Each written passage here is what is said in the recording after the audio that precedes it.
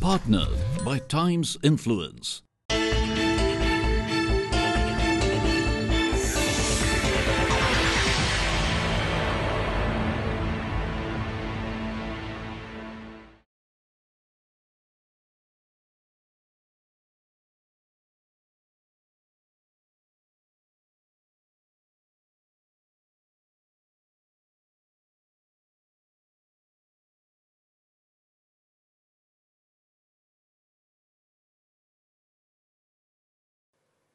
Now, I know there's a lot of debate in India about everything. You know, you guys are really good at that. You're productive and having a lot of debate. And there's a lot of, people worried about this thing in the government or this policy or that policy. We got a lot of debate. This is a democracy after all. It's messy. But there's no doubt that something important is happening. We're seeing some significant economic progress. Despite a relatively challenging global environment, you know all this. GDP growth, GDP per capita growth, productivity growth are rising. We're starting to move. We're seeing poverty rates go down. There's still too many people in poverty, but we started to see progress. The policy choices that have been made over the last few years in this new government are starting to deal with some of the real fundamental problems this country has had for a long time. A macroeconomic set of policies, fiscal and monetary policy, that's actually sustainable and more robust and sounder. Corruption, the international data is showing that we're looking better. Starting to make headway against that. That is a big, big deal. Different parts of the business environment are starting to get better. There's evidence of that. Infrastructure making some progress. Skills, we have a significant campaign to deal with that. The business regulations are getting a little less crazy and complicated. The real challenge is, where do we go from here? We've taken some really important steps, but clearly, we got a lot of issues still. This country is far from done. And as I said before, it's going to take at least 20 or 30 years to truly transform the economy. We've still got a lot of weaknesses. We've still got a lot of distortions. We've still got a lot of policies that needs to be fixed. And it's going to take a lot of work. We still have got a tremendous amount of bureaucratic complexity. Access to capital remains a significant problem. Education needs to be improved. Infrastructure, although there's been some progress, is still a huge problem. If you don't have good infrastructure, how can you be productive? And what I believe is the government is on a path to deal with these things. And I think a lot of the things we're talking about make a lot of sense. But in order to get it done, we need, three things. One, we all need to agree on what we're trying to do. Number two, we have to have a strategy. One of the things we'll talk about in a minute is competitiveness is affected by almost everything. The roads, the schools, the ports, the culture, almost everything affects competitiveness. So we've got literally hundreds of things that have to happen in order to build a competitive economy. And you can't do hundreds of things at once. So if you're really going to make progress on competitiveness, you have to have a strategy. And we have to be good at implementation. We have to actually get things done. We have to do things efficiently. And that is a revolution in how government runs.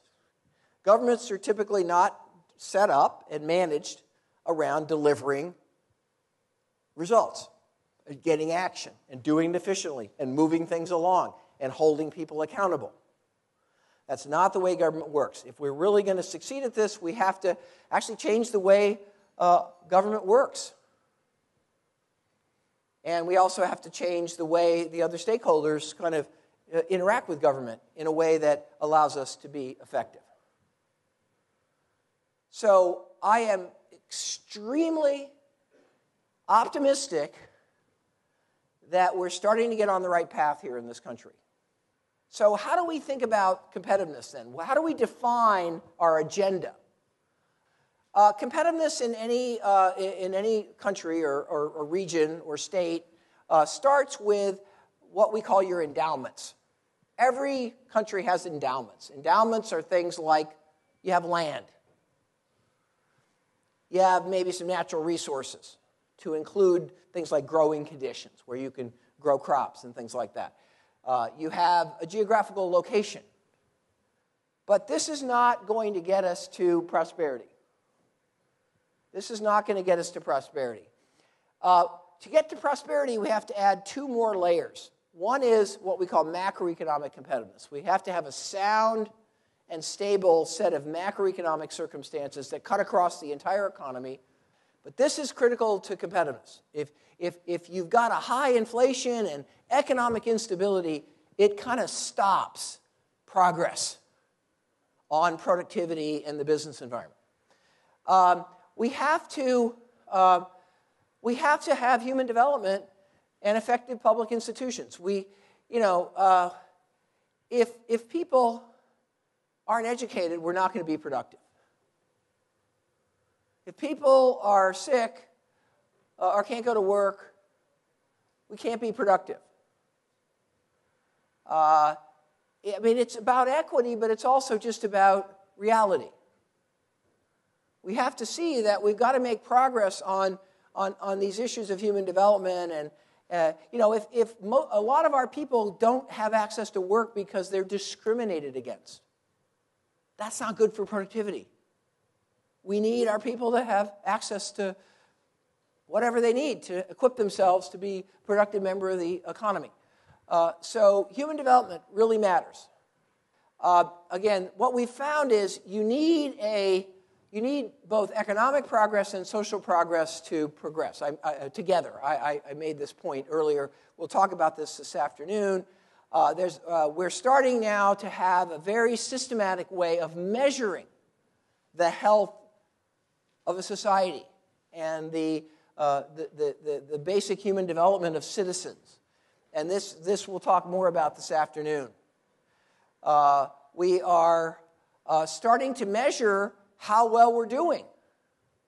It takes decades to really transform a country's potential and prosperity, and to spread that prosperity broadly across citizens. No one government can do it.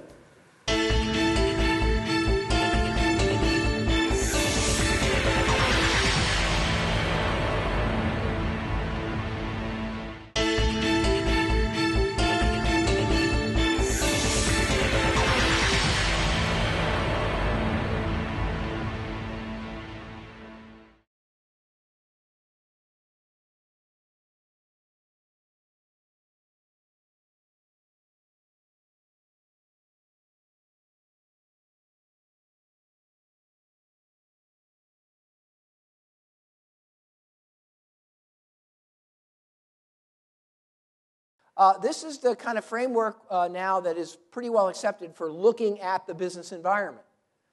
It's usually called the diamond model because there's four corners, and what we want to do is polish this diamond. We want it to get better and better and better. And the better quality of the business environment, the more productive firms are able to be. So the business environment has to do with things like, how good are our human resources? Do we have enough skill so that companies can hire people that will actually be efficient and do work? Is there enough capital available to invest in stuff? And this is an issue in India. It's just not good, well-developed access to capital. Physical infrastructure. We've talked a lot about that. Again, if the infrastructure is bad, then it's just like having a drag on every single company. So there's the inputs, having the right incentives. I mean, we've had too many subsidies, and we haven't had enough competition within India. You can read some of these areas. We have to create an environment where companies have to compete. What we know is, if you don't have to compete, you're not very productive. We need local needs that get more and more demanding. We want local consumers to expect quality and demand it. We want government to actually be a demanding customer. Government buys a lot of things. The best governments that do competitiveness well use government purchasing to drive the economy forward. And in any country, I mean, this is Peru. I've done a lot of work on a national strategy for Peru, and Peru is moving. And hopefully you guys can move just as fast as Peru is moving. It's much easier in Peru. It's not easy, but it's much easier than this country because of the complexity, the diversity, the history. But, Peru has got some real strengths, but they've got a lot of things to fix in their business environment. Their rigidity of employment is too high, not enough competition, not very many suppliers, and so on. You can see that.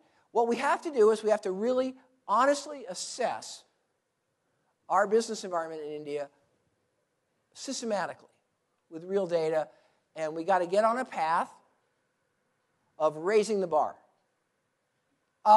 And a final thing in the microeconomic environment is really important for India, and that's the concept of clusters. And what's a cluster? A cluster looks like this. This is a simple example of a cluster. What we find is that economic development and economic growth are accelerated where you can create a critical mass of companies and supporting industries in the same field.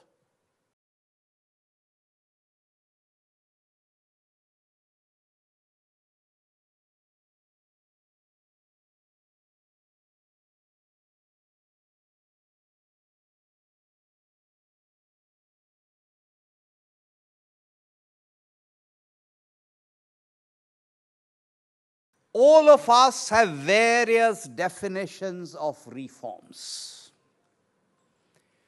Whatever be the definition of reforms, most of the reforms we are talking about now are reforms that pertain not to the external sector, not to product markets, but to factor markets. Land, labor, natural resources.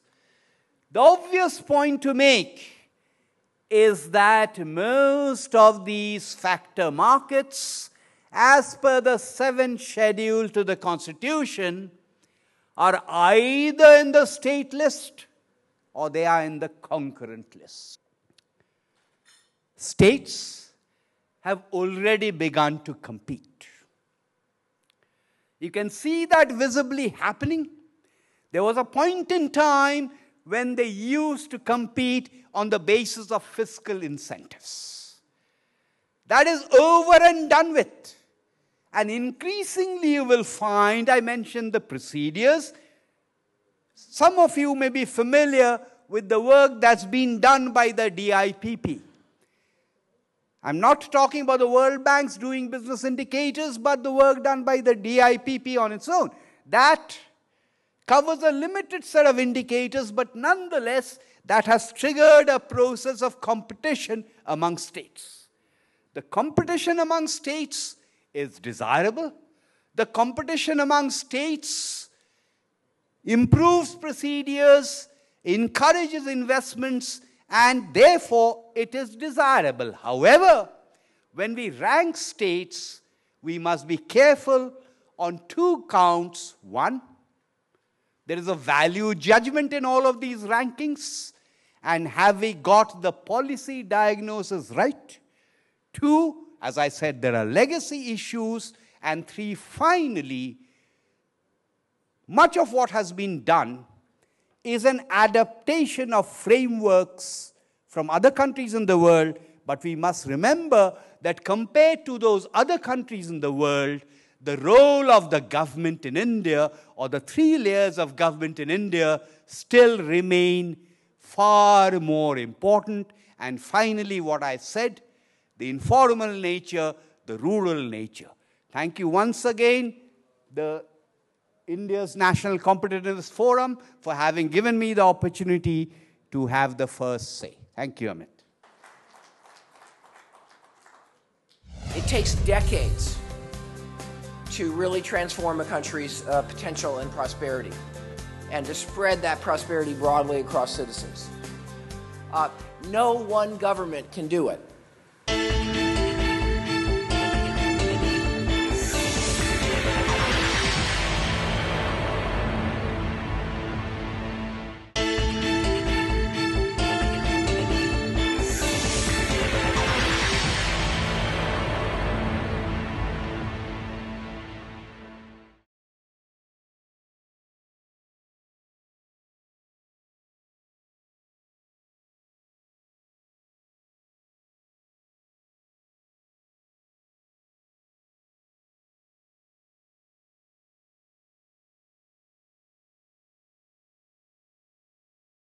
I come from manufacturing sector.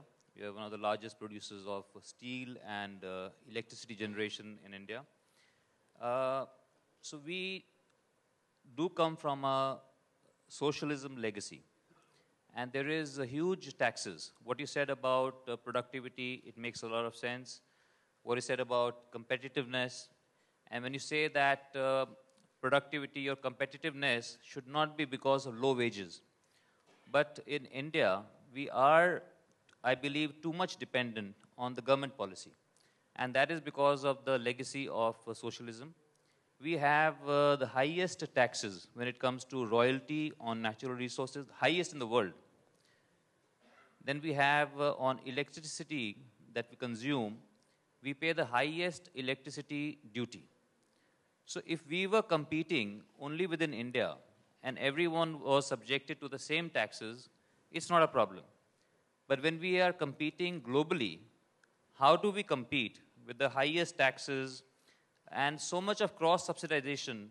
Well, you're raising really very, very important points. And, you know, I think India's sort of had a model in the past that, you know, at some level is understandable. There's been a need. A lot of these taxes and fees are really how revenue gets collected. And this cross-subsidization has been sort of a practical way of helping a lot of very low-income people at least have some access, while sort of, you know, extracting that from others in the society. And that works in a closed system, as you said. If we were just India Inc. and there was no other countries, and we really, you know, we could kind of be prosperous sort of by ourselves, that might work. What we know is that we can't move forward that way. So I think that over time we've got to get the taxation and the cost of these basic services like railways. We've got to bring ourselves into alignment with our competitors, and we can't use raising the cost of doing business as a strategy to improve the competitiveness of the country. We've got to start to rethink the way we do pricing and taxation to kind of put ourselves on a playing field with other countries that is realistic and allows manufacturing as well as other parts of the economy to compete.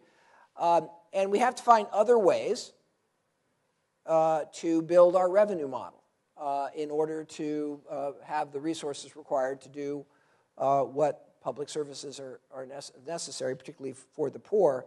And I think that it's always resisted to reduce the some of these subsidies. They're going to be, but we have to find another way of supporting low-income people than actually supporting them indirectly through, subsidies for things that they buy. And I think the government, from my understanding, is starting to find hopefully some better ways of starting to provide support to lower income citizens without distorting the opportunity for the country to be competitive. Really, what you need to do is just provide support directly. Thank you, Professor Porter. I couldn't agree with you more. It makes perfect sense. On another note, you mentioned many times that governments do not create wealth. It is the companies, the public sector, it's the private sector that creates wealth and is the most productive and efficient at doing that. But obviously, with our socialism legacy, we don't think that. India has a huge public sector in almost every field. Governments of India, they've been running hotels, airlines, steel plants, mines, and in many areas, they are in a monopoly situation also.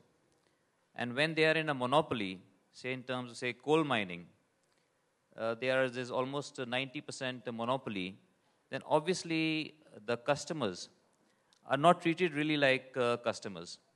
And obviously it doesn't do well because they themselves are not very efficient, and it does not have a good impact on India's productivity or competitiveness.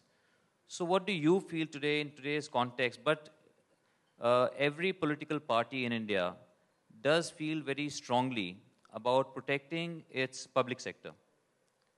So what would you say about that? Yep. Well, you're raising all the minefields. And the minefields are there. There's not a single, highly competitive, dynamic, and progressing country in the world that has a very large public sector-owned economic, footprint. I think we need to start migrating away from that. The starting point is to make public companies. It's very hard to privatize. We don't want to privatize everything. That's quickly. A lot of companies have made a disastrous effort at just selling things off. We need to start by running those companies better, making them more independent, having a board of directors, having really independent corporate governance. We see countries that have found very effective ways to migrate their publicly owned companies towards real companies and start expecting them to be profitable and start opening up competition so that the public sector guys don't have a monopoly. And again, there's no benefit to the society from having monopolies that don't have to be efficient. Thank you, Professor Porter. You did raise a concern about competition in India. So I just want to assure you that in India, if it suffers from over-competition. So I think time is up. So I'd just like to thank you on behalf of everyone for being here, being in India, and definitely listening to you has been amazing. We got lots of good ideas. And I'm sure if we follow these, we can be more productive and more competitive. Thank you so much. Thank you. Thank you, Naveen-ji. Thank you, Naveen. In fact, I should have introduced Naveen-ji. In fact, he's a two-time member of parliament, as you would know.